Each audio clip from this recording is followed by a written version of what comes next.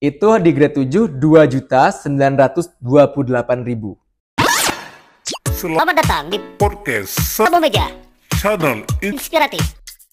Selamat datang di podcast Sabo Meja Channel Inspiratif bersama saya Apun Pase, dan kali ini kita akan membahas terkait gaji CPNS dan PNS. Bagi Anda yang ingin ikut formasi PNS, inilah video yang tepat untuk Anda nonton. Baik, beliau adalah seorang PNS. Baik Mas, bisa diceritakan dari pertama ya CPNS ya sampai PNS berapa di ulasannya, kemudian tukinya juga. Oke, siap.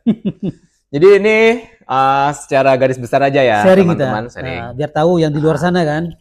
Jadi kan pada saat tahun 2021 saya mendaftar CASN websitenya, memilih ke Kementerian Desa dengan asumsi tidak tahu berapa persisnya gaji yang akan diterima saat menjadi CPNS ataupun PNS. Betul. Nah, jadi ya udah, berarti ini hanya pengalaman pribadi aja pada saat sudah bekerja di tahun 2022 sebagai CPNS di Kementerian Desa dan Pembangunan Daerah Tertinggal dan Transmigrasi.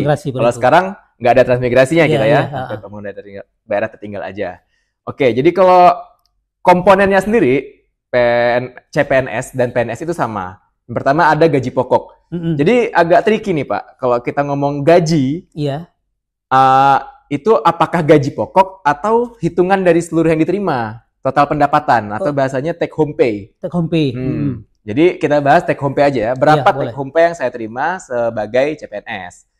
Komponennya pertama ada gaji pokok. Nah, gaji pokok itu akan berbeda-beda tergantung golongan dan masa kerja.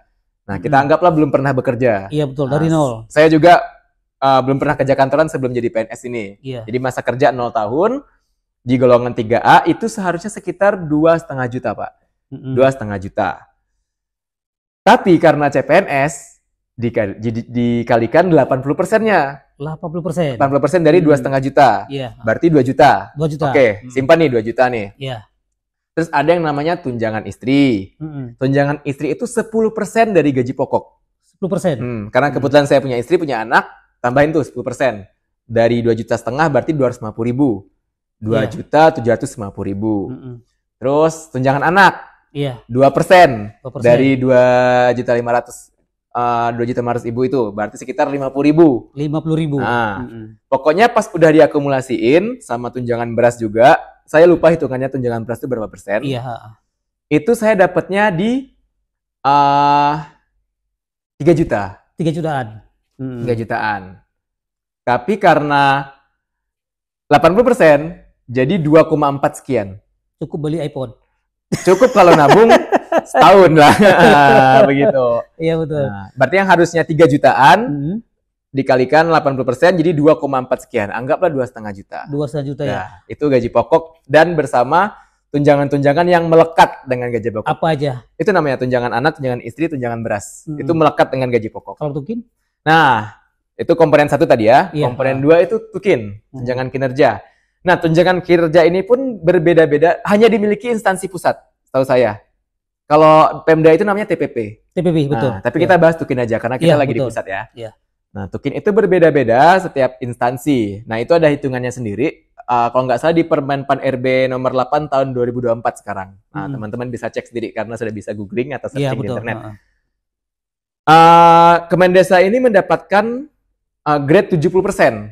70%. Grade 70%. Nah, itu dari golongan terendah sampai teratas itu berkisar antara berapa juta saya lupa. Pokoknya maksimalnya ada di 30 juta atau 40 juta. Nah, itu untuk level menteri. Iya, betul. Nah, tapi untuk golongan CPNS saya waktu itu, golongan 3A dan jabatan pelaksana, kalau nggak salah, jabatan saya itu penelaah data sumber daya alam. Pelaksana ya, belum fungsional. Pelaksana ya. Nah, masih pelaksana. Itu staf biasa ya? Staf biasa. Itu di grade 7, 2.928.000. 2.928. 2,9 lah. Iya, 2,9. Nah, itu lengkap fullnya. Karena CPNS 80%. 80%. Dikit ya. Sekitar 2,3. 2,3. Tambahin tuh yang tadi. Yang apa namanya? Yang dari gaji pokok. Yang melekat tadi 2,5 ditambah 2,3. Berarti sudah 4,8 juta tuh.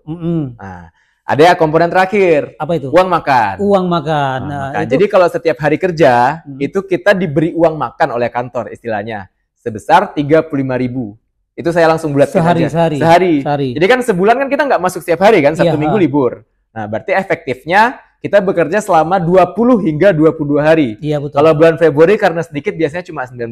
Nah, tapi kita hitung simpel aja, 20 hari masuk kerja. 20 hari dikali 35.000. Berarti sekitar Rp700.000. Nah, itu uang makan. Nggak dipotong. 100% ya. Ya, itu dihitung dari absensi ya? Dari absensi. Absensi ya. Terus buat teman-teman di luar sana yang ingin bergabung dengan PNS, itu kan pembahasan di golongan 3 ya. Masih ada golongan 2C, golongan D3 ya, 2C. Tapi sekarang nggak lagi ya. Sekarang semua 3A ya.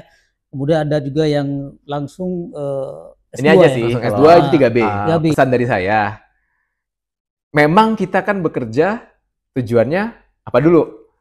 Ya mencari nafkah. Ya, uang. Jadi itu adalah faktor yang harus kita dan teman-teman pertimbangkan. Nah, selagi teman-teman sudah menonton video ini, harusnya bisa lebih aware dan lebih aktif mencari. Jika dirasa memang gaji atau take home pay di Kementerian Desa ini cukup dan bahkan lebih, ya apa salahnya untuk mendaftar di sini. Iya, dan betul. Apalagi jika sesuai passion untuk mengabdi dan memberikan kebijakan di desa. Gitu. Nah, tapi kalau memang dirasa kurang, nah teman-teman bisa daftar PNS di kementerian lain, instansi lain, atau justru mencari kerja bukan PNS. Iya, di tempat lain ya. Itu kan terserah. Sebenarnya kita punya hak masing-masing untuk memilih pekerjaan seperti apa yang kita mau daftar atau kita inginkan. Iya. Kayak gitu sih, Pak. Karena hidup ini adalah pilihan. Tapi dipilihin bisa juga nggak? Iya. Oke, baik Mas Abrar, kita bahas cuma masalah gaji aja. Kayaknya sudah semua selesai ya. Ya nanti kalau misalnya ada lagi kita bikin video lagi. Oke, video selanjutnya buat teman-teman semua ya. Baik Mas Abrar, ada yang disampaikan pesan terakhir untuk teman-teman semuanya di luar sana? Pesan terakhir kata motivasinya? Iya, oke. Ini mungkin belum pernah saya bilangkan, tapi orang yang berbakat akan kalah dengan orang yang konsisten. Itu aja. Iya, yang penting kita semuanya harus konsisten. Apapun pekerjaan kita nikmati saja, ya. Kita konsisten. Baik, penonton Sabah Meja di manapun Anda berada, itulah pembahasan ringkas kami tentang gaji PNS golongan 3A ya. Jangan lupa golongan 3A yang baru saja disampaikan oleh narasumber saya, Mas Abral. Dan tentunya bisa jadi acuan untuk Anda apakah bergabung atau enggak. Ya kan? Iya. Tapi hidupnya adalah pilihan. Terima kasih. Assalamualaikum warahmatullahi wabarakatuh. Salam sehat dan sukses selalu. Terima kasih Anda telah menonton Podcast Sabah Meja Channel Inspiratif.